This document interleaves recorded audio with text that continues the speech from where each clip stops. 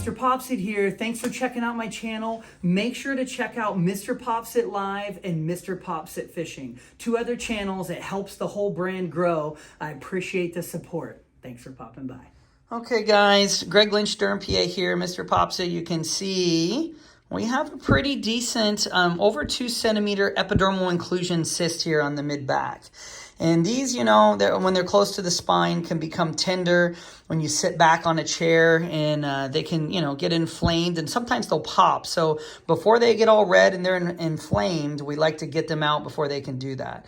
So you can see today, this one, you know, it probably goes down a centimeter or so, maybe a little more. Pretty good size. We're going to numb that up, do a little cut here, and we'll get that whole sack out for him today. We'll get them all prepped and ready and be back in just a sec. All right, guys. Greg Lynch, Durham, PA here. MrPopZit. We have him anesthetized and ready to go. We did a 10-point block here. You can see all the way around, and that anesthetizes everything inside of that area. Okay, and we can see that punctum right there. We always see this on epidermal inclusion cysts. This is the pore, and we have lots of pores, but you can see how they get a little bit bigger, and that is where it gets clogged, and then that sebaceous gland underneath keeps filling, and that's what builds out our sac that we see. So, like always, I'm going to do a small ellipse so I remove that pore, because if you leave that, sometimes that can be a precursor to it returning.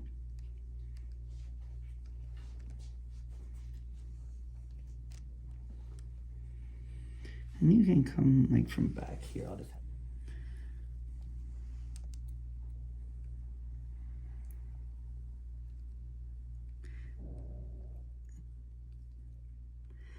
sometimes people ask in the comment section, why do you always whisper? And I tell them, the camera's right beside my face. You don't want me screaming into the camera. ASMR. Yeah, that's right. Yeah, and it helps people go to sleep. So true.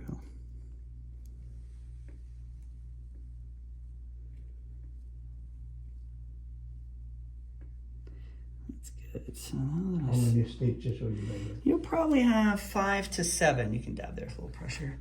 5 to 7 total. And once I have that sac exposed a little bit here, I'm gonna pierce it so we can drain some of these old contents out.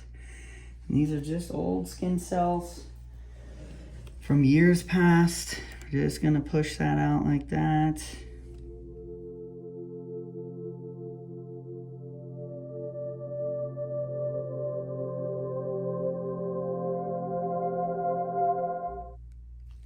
That's good. You can see there, that's just cyst contents. Gray is a common color. Sometimes they're white, and sometimes they'll be a little darker too. That's good. No pain with the squeezing there. Slippery. That's it right there. And you can see some wall of the cyst there too. Little shiny lining sometimes we see. That hibiclins that we put on beforehand too can be a little slick, I've noticed, when I'm squeezing. It's quite a bit in there we squeezed out, so that's good. That was building up.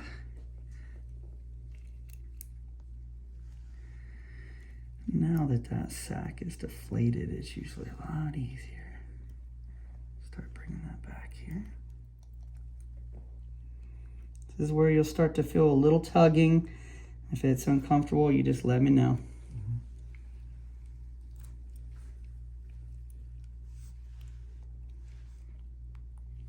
Are you sewing me now?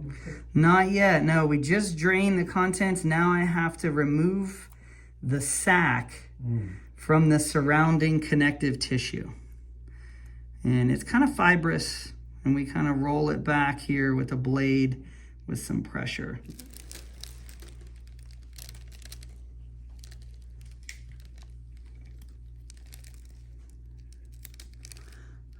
To separate just a little more. You can see that sac is kind of thin here.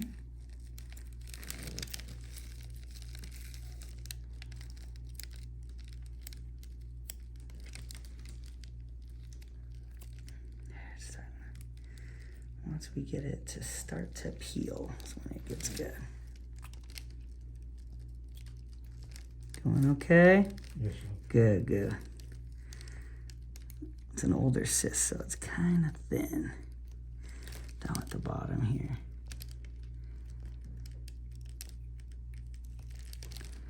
I'm gonna have you dab here in just a sec. Dab with a little pressure just in there.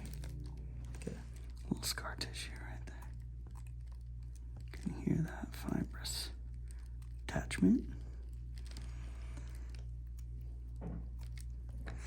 And when we do that 10-point block all the way around, it doesn't anesthetize sometimes at the very bottom, so that's why I just go real slow as I kind of scrape the bottom here. So it's hard to get under a 3-centimeter cyst sometimes.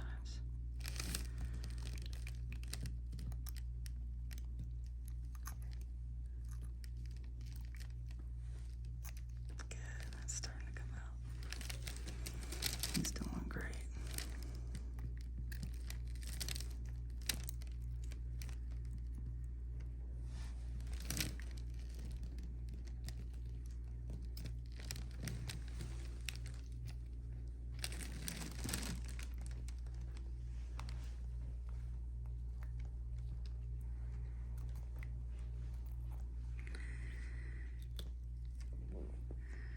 Doing a technique where I actually pull it against the blade, so I don't even have to move the blade.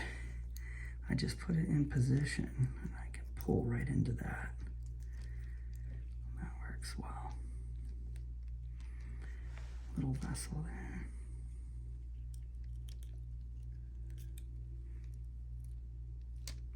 That's good.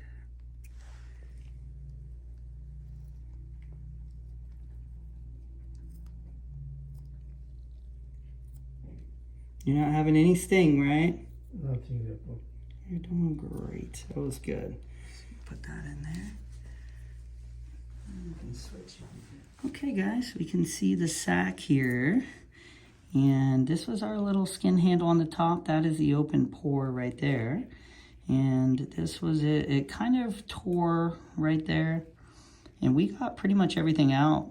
So it's really kind of shrunk down. But you can see I can stretch it with the blade here so you can see that fibrous wall there. A little bit of fat connective tissue on the bottom, and that's the inside here. It's always shiny like that, you can see. Kind of a shiny wall.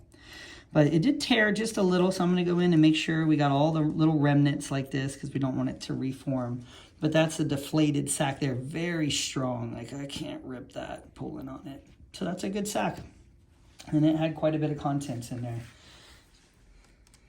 Oh, that looks nice. It did. Looks like it came out in one piece. So I always get the edges and kind of turn them inside out here. And you can see that's just fat tissue down there. This is going to close nice, tight, just like that. And that pocket in there is going to, the stitches I put in kind of clamp down on it.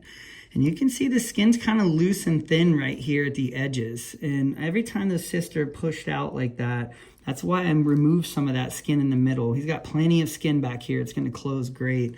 But when you get the real thin stuff right around where the pore is, it can tear. And so I like to get a little bit in like that to where we have better skin to anchor a suture on. And he didn't really have any bleeders. You can see as we kind of slowly just taper that back against that connective tissue, there's not a ton of bleeders in that connective tissue. It's just kind of fibrous. So we're going to close that pocket with some stitches, and he did great. Okay, now we're going to put in our deep sutures here. Monocryl, which is just a sugar derivative. Nice bite there of connective tissue. We always want to approximate, bring that straight across. Get another bite.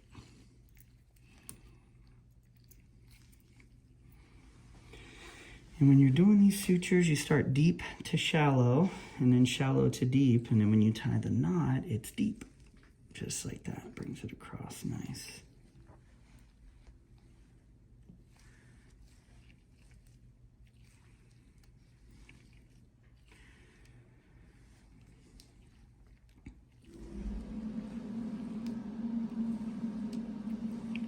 And get the scissors. I can feel my skin being tightened up.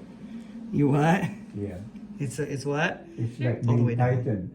Yeah, it feels like it's being tightened. Yeah. Yeah, it's you'll feel a little tension because we did take a little bit of skin out. Okay. So it will feel a little tight, like when you go down to tie shoes and things like that for a couple, 4 weeks or so. Mm-hmm. And just, you know, if you play golf or anything, you just want to have slow movements. Okay.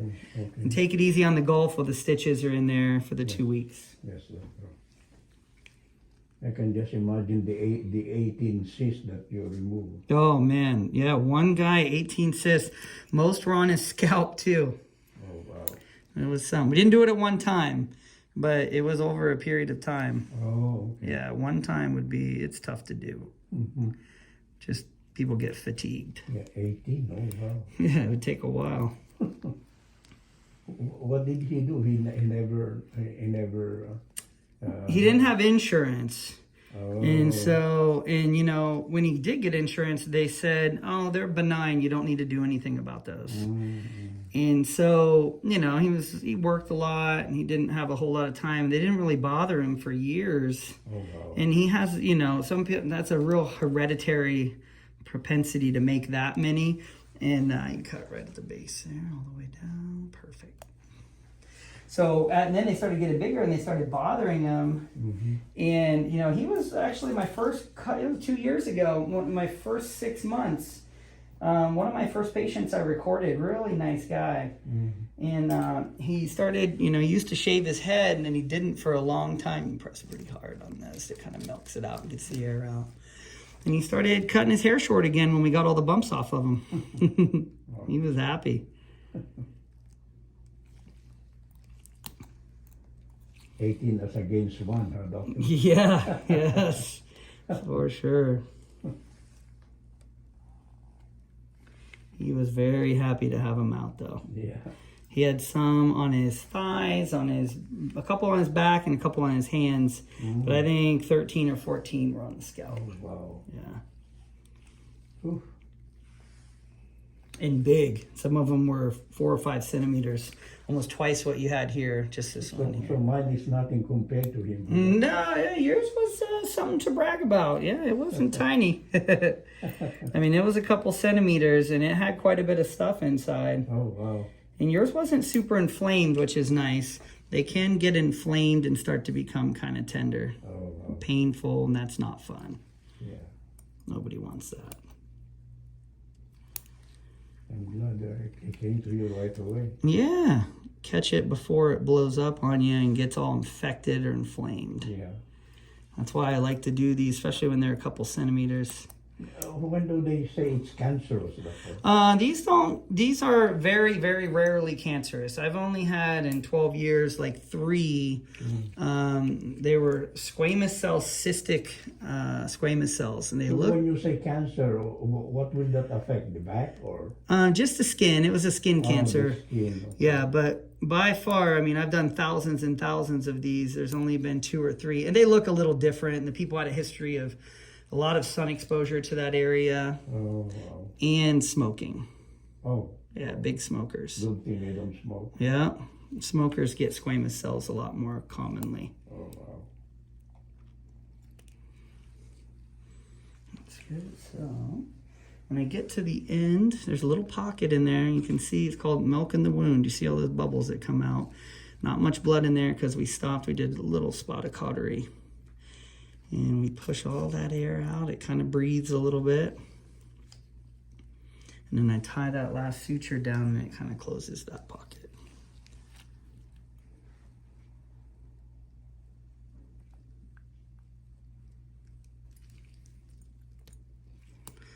One, 2, 3, 4, 5. I said 5 to 7, not bad.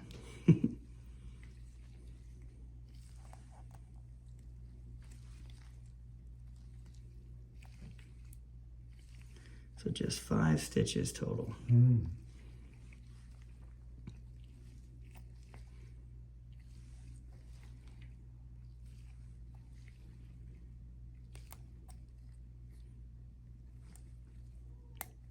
Look, we don't need that knot.